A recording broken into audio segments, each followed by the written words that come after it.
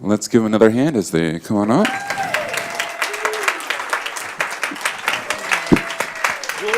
Thank you. So I'll have you guys introduce yourself.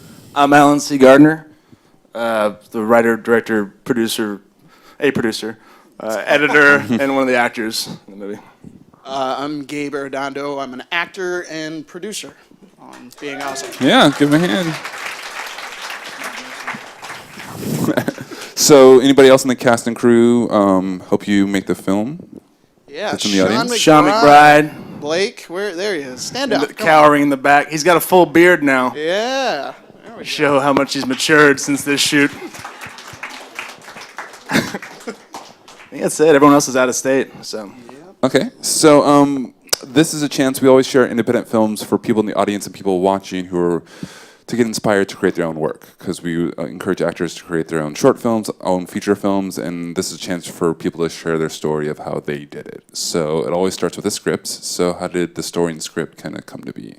Well, this script came to be, I was a little depressed, a little bit of a funk. This is like 5.5 years ago, and I just come off of making this other movie back in Memphis, which is where we shot this.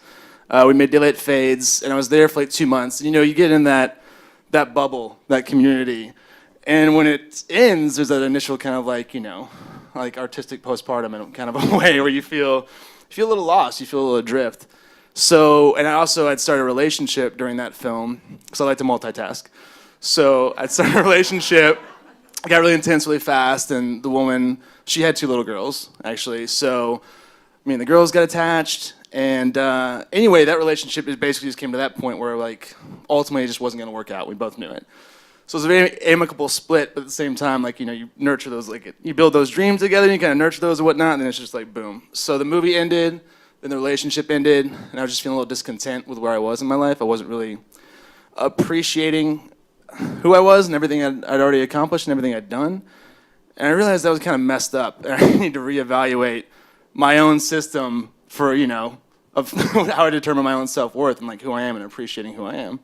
So that's where it came from. So I knew that by kind of like creating these characters and helping them on their journey to feel more validated by themselves and, you know, realize who they actually are and be proud of who they are. If I could do that, then I would also do the same for me. And that's what happened. It's very, very therapeutic. What was the writing process like? How many drafts? How did you who did you talk to in the process, or was this completely just on your own? No, well, basically, like I told Drew, who played Lloyd, I had told Drew Smith because he was in Daylight Fades. He had a supporting part in that, and we didn't have any scenes together, but we got along really well, and I just knew that we'd work well off of each other. So I told him during that shoot that I was going to write a feature film for us to do together, for us to star in together. He was like, oh, well, yeah, we'll see. Like he said later he didn't actually believe me because he hears that kind of thing all the time. But so I was like, originally it was gonna be a totally different script, and then I felt my life falling apart, so to speak. That's how it felt at the time, at least. So then it became this script. Originally it was just a straight up buddy comedy that I was writing for us. Anyway, so I'd bounce some things off of him and just like kind of like let him know what's going on. But besides that, yeah, I wrote the first draft. It was like, I don't know, probably 250 pages long, something like that, which is like twice the length of what a movie probably shouldn't be. Yeah, I write long. Right, old friend? That was a tough first read. Yeah. Well, I think 15 sittings on that. Thank you, Gabe. You're Great American novel. Yeah. No, I like to have, I always say it's like, all right, I'd rather have too much to say than not enough. So once I get my characters talking, I kind of like fall in love with them and with them talking, and I want to keep the conversations going. So anyway, yeah, really long first draft, and I just kind of pare it down from there. I like to do a lot of rewriting and refining. That goes throughout through writing, then production, then editing. It's all, yeah. So the initial writing phase, about how long did it take to get to your kind of pre-production script? Yeah, well, I started writing that, it was May 2009. Then I had the first draft done by it was October 2009. Wow, I actually remember that I remember we had a late night the night before that, just hanging out. Yeah. And the next day I woke up to write the speech at the end, which I'd had in my head for so long in various states. You know, and the speech itself was like originally like 8 pages or something. Anyway, I woke up. I remember we were a little hungover. I wake up. I think Patrick Swayze had just passed away, actually, Was it? which I was feeling a little sad about. Yeah, he just passed away, and I'd never seen Roadhouse, so I felt remiss. Anyway, Roadhouse was on TBS or something. I watched that, and then I wrote the speech and completed the first draft. So that didn't answer your question at all. But We'll get there. no, so basically, yeah, that was the first draft, and then from there, it was a little while. Like Drew and I kind of started doing some early producing on it together, just talking about locations and whatnot. He's the first person I brought on board for because I wrote that part for him, and he wanted to be a producer as well. So really, okay, first draft, October 2009, and we started shooting May 5th, 2012. So in there was the... I remember at the beginning you were saying that, no, this is just Just going to pull be your a mic up a short- little bit so we can hear you. This is going to be a, short... Remember we were saying, oh, it's going to go really quick. It's going to... Oh, the pre-production process? Yeah, it's going to go really quick from when we first I could tell I was started to- losing you, so I Yeah, needed, yeah. Well, 250 pages. I mean, So then you were in Memphis this whole time. Is that what was going on, or were you out here? No, actually, I was out here. I've been out here since 2000. Actually, I go back and forth to like shoot movies out there sometimes. So yeah, because we still have a lot of great friends who live out there. My family's out there. It's a great reason to go home. And then how do you guys share how you guys know each other? And so it sounds like you were kind of in this process this whole time. a little bit. We met about 7 years ago at a restaurant we both loved working at. Paid the bills. I mean, we met a lot of good people there, and we struck up a friendship. Like Megan Helbing. What's up, Megan? Yeah, there we go. Any other former Luxors? No, fair enough. Yeah, there we go. Yeah. Oh, okay, excellent. Where was I? So you guys known him for 7 years, and then you guys worked on separate projects, but this was the first project that you guys worked on together. No, actually, it was a play Okay. that we did. It was called Dudes Do Stuff.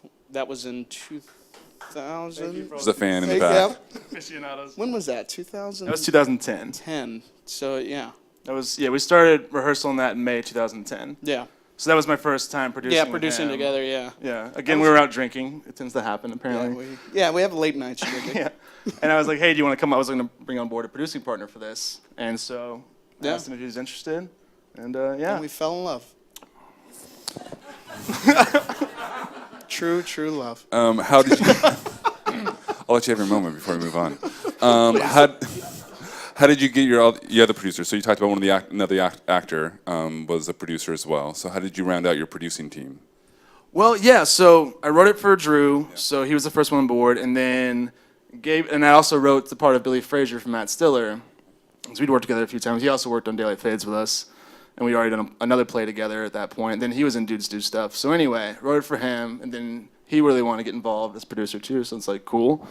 And then Gabe and I had such a great time doing Dudes Do Stuff. I'm like, I think there's something here. I think there's something here. Yeah. Felt the sparks. So then I brought Gabe on as a producer for that, and then our buddy Lou Griffith in Memphis also came on as a co-producer too. We've been working with him for years. So yeah. So all the producers were also actors, right? Everyone but Lou. But yeah. Lou. Yeah. So talk a little bit about that. Was that a dynamic that worked once you kind of got into production, or did you kind of have to balance? How did that kind of work? No, honestly, once we got into production, it worked really well. Everyone, we all love each other very much, and we like to work with our friends, people we actually like to spend time with, and people we respect.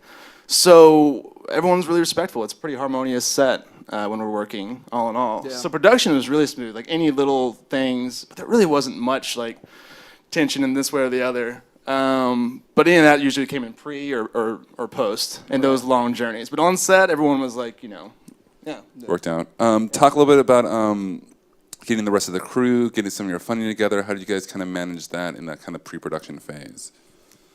Will, do you want to address that? Yeah. Well, funding. That's a big thing for any production to always do. And of course, we tried to go out, raise our money, but we had to do what we had to do. So credit cards and our own personal cash, and We're still funding, actually. Yeah. I paid a credit card bill today. Yeah.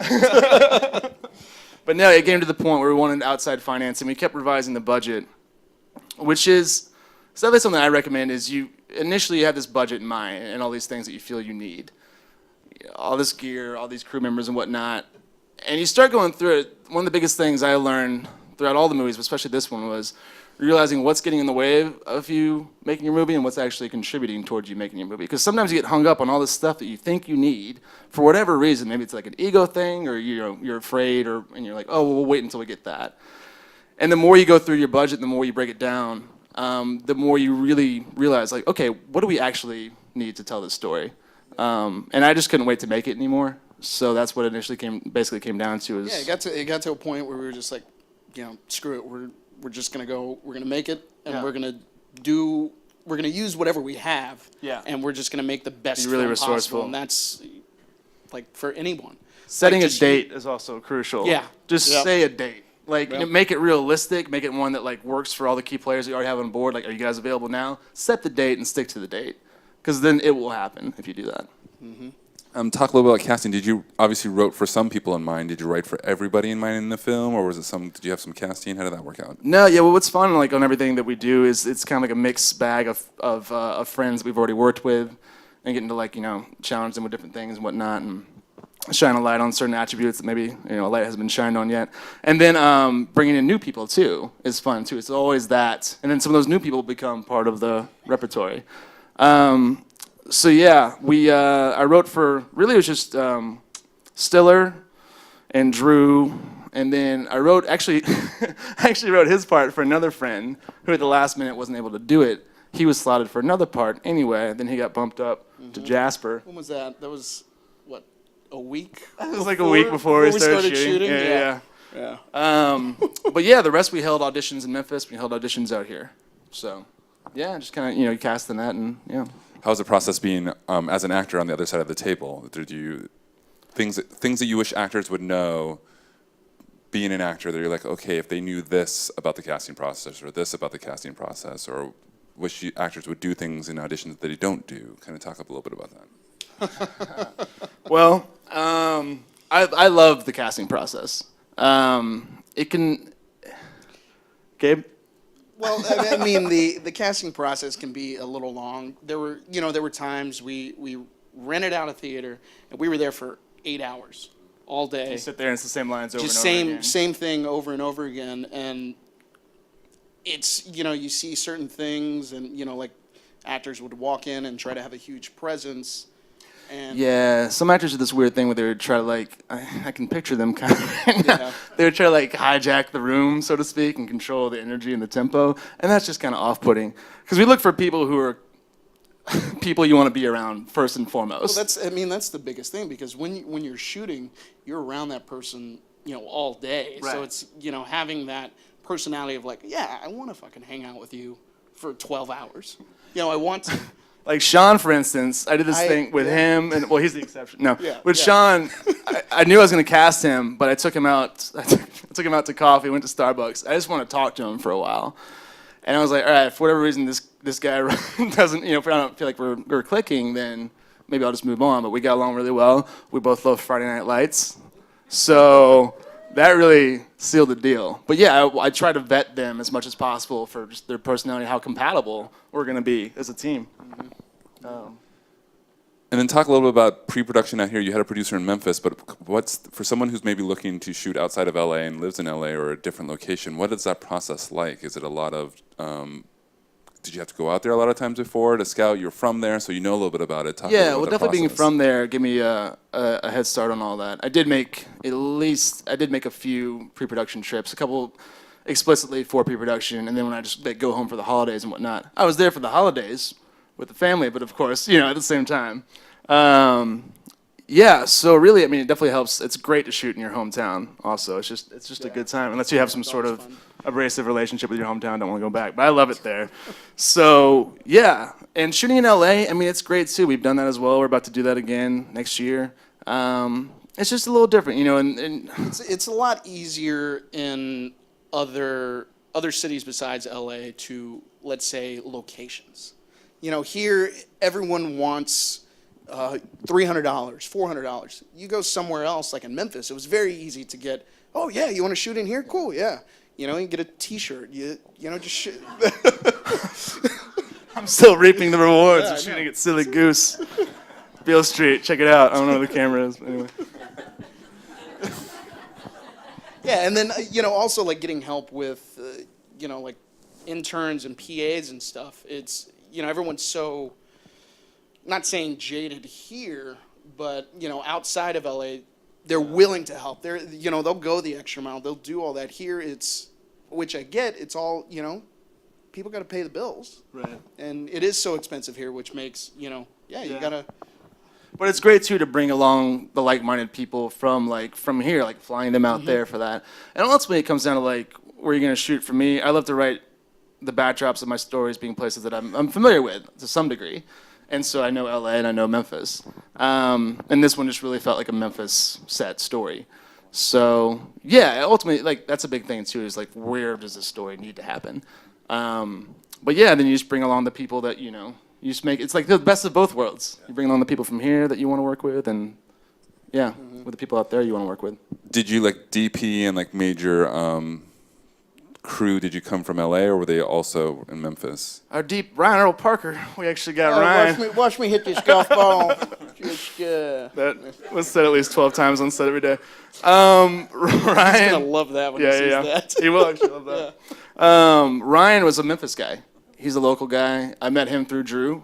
And I could just tell, like, with your DP too, again, like a cast and crew across the board, like make sure that people who are all pulling for the same thing, which is to tell the story with other people who want to tell the story and, bring all that to the table to do it. Because sometimes you'll hire on certain crew members who are very talented, but you realize they're kind of doing their own thing in a way at times where they're just like off shooting their demo reel in the corner and they don't really have that whole communal vibe. They don't really contribute to that in a way. And Ryan, from when I first met him, that was like one of the first things that he said to me was like, I want to come on board this. I want to help you tell this story and bring what I can to it. And I'm like, okay, so I was sold. He's just a great guy, Ryan Earl Parker.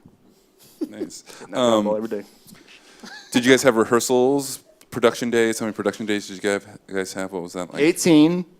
And it was originally, and again too, it's schedule and budget, go hand in hand a lot when you're revising both. We had a few more. I think 25 production days at first. Like that, when we went to Memphis, it was 20. Like I pared it down to 20. Wow. And then basically in the middle of the shoot, or like towards the middle of the shoot, we cut some days. I realized we had no more money, so I was like, days 19 and 20 really don't need so much. So basically, like I cut a couple more days as we were going along shooting, and just kind of like, again, you just learn to be really resourceful and like figure out what it is that you really, really need. So yeah, it wound up being an 18-day shoot. So. Talk about scenes in the movies, any behind-the-scenes information that would help us. We saw the final product, but you need like stop raining for 5 minutes to get this shot. Did you have dogs chasing you, or did you have cops on your tail? I mean, dogs chasing Gabe a lot. Well, of course. Yeah, they smell. Yeah, they smell the scumbag on me. No, let's see. Like, honestly. There you go. Sorry, it's funny because it's true. No, there really weren't a lot of. It's so funny because curveballs are always going to happen. They come at you so fast, and you have to deal with them so quickly. I felt like the curveballs came before we even Most started of them shooting. before, yeah. Like the biggest thing was the actor dropping out, and we were scrambling. Like, what are we going to do? Right. Like that. That's what sticks out most in my mind. Okay. Like trying to figure that out. Yeah, during the shoot, I mean, do you really recall? Like, it all kind of hummed along pretty nicely. Like once we got rolling. Yeah, once we got rolling, it was good, and then. But yeah, really, it's we were because running out of money fast, and that was the biggest stress, is just constantly checking the bank account and being like, oh, it's still at zero. Okay, it hasn't changed, Gabe. No, it hasn't not changed. at all. Somehow it didn't change since this morning. But yeah, no, it's really that's another thing. It's like, I mean, it sounds obvious enough, but always just be prepared for curveballs, stay confident, stay on top, like know what it is you're doing while you're there, and you'll just get through it. And now I can't remember what happened, like curveballs wise. I just blacked out. Well, it's because you were drunk. Again, I mean, at Silly Goose on Beale Street. Talk a little bit about the editing and post-production and into like festivals and stuff. Did you feel like you were well prepared for that? Was there curveballs there? How did the film become different? Because you talk about like, you write it, you shoot it, and then it comes different in the editing room. Well, my first assembly was I made an assembly right after we wrapped, 2 weeks after I was still in Memphis, and just cutting. And at that time, I was working. We had another editor. We had an editor on board. What happened was I quickly realized what made sense was for me to edit it myself, just because originally it was that thing, you want to have like that separate perspective come in to bounce off of and work with. And I realized I was really micromanaging this poor guy. We had a blast. It was a lot of fun. He never seemed bitter. But no, it just kind of made sense. I'm like, I need to take this back to LA with me and just like cut it myself. Because he was I think it was his first feature that he was working on. He's a great editor. Yeah. But he would defer to me on a lot of so I'd be like, oh yeah, here. And then I realized like every now and then my hand would just reach towards the keyboard. So anyway, I took it back to LA and edited it. And that took, my first assembly that did was 2 hours, 7 minutes. And the final was hour 20. So I cut out a good 47 minutes. It was a real learning process by editing. It's another just rewrite. You're constantly rewriting until it's just totally done, so to speak. But yeah, I would do a cut. Basically, I would do a cut, set it aside for a little while, work on a script, do a draft of that, set that aside for a while, come back to the edit, and have a clearer perspective on what's going on with it. So yeah, it was a real, started editing it into May 2012, and then locked picture. Yeah, at some point before picture today. Lock was like compared to the first assembly, I remember it was 30. Really? Was it like 30 minutes before they got to the? It wasn't that long, but it was a while. It was a little while. Longer to get to the reunion. And I feel now it just trucks along and. Yeah, I remember Gabe was like, "What are you doing? You're ruining the film," and I wept again. Yeah, you cried. No, but yeah, I think it took about 6 months to picture lock, 6 to 7 months, and then it was a long road of, again, we don't have a lot of money, a lot of resources, getting the color grading done, the final audio tweaking, mixing and all that. That took, after I locked picture, it still took about another 8 months, to do the audio and color grading and me to make the final choices with the score and everything. Which Craig Davis, God bless him. Oh, Craig Davis is amazing. Yeah, we love Craig Davis. Yeah. We're about to wrap up, but final nuggets, words of wisdom for writer, director, and then we'll give you the producer, kind of anybody that's doing that for the first time. What would you kind of want them to know? Sure. I mean, I guess I would say, for me, the reason why I make movies and tell stories is that I have to. There's this thing inside where I'm like, I've got to express this about myself or something that's happening. I just have this feeling that there's just something I got to say. And so once I get my hooks in that, or it gets its hooks in me, more to the point, then I keep driving forward with it. I guess be clear on what it is that you're trying to do and why. And that's what's going to guide you through the whole thing. That's the backbone, because a lot of stuff's going to come your way and a lot of opinions and a lot of, questioning yourself, whatever. But if you know what this is, what the movie is and the story is and why you're there, then that's what will carry you through. But just stay clear on that and don't get too stubborn. But, it's a balancing act. Yeah. What about producing? My biggest thing is learn everything about making a movie as much as you can. As an actor and you want to make your own film, learn, how to work some lights, learn how to, AD. I was just ADing a short film for a director friend of mine, and just, so many hats that I was wearing on production, and I was just ADing this. I wanted to do other things, and I felt like I was going to blow my brains out. Just God bless everybody. And Chris before, they did one of these a month ago, and it was great. Good job, guys. Thank you for being. You're welcome, Chris. No, but just, learn as much as you can and, work on shorts for your friends and make shorts or, make features and just do that and create a community of people that you want to work with and that you will continue to work with because you just like working with those people. That's right. It's good. That's right. Mm-hmm. I think that's a good place to end. Let's give him a hand.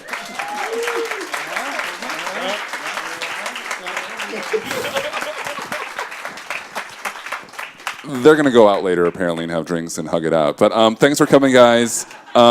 Fill out those surveys, and we'll see you next time. Thanks.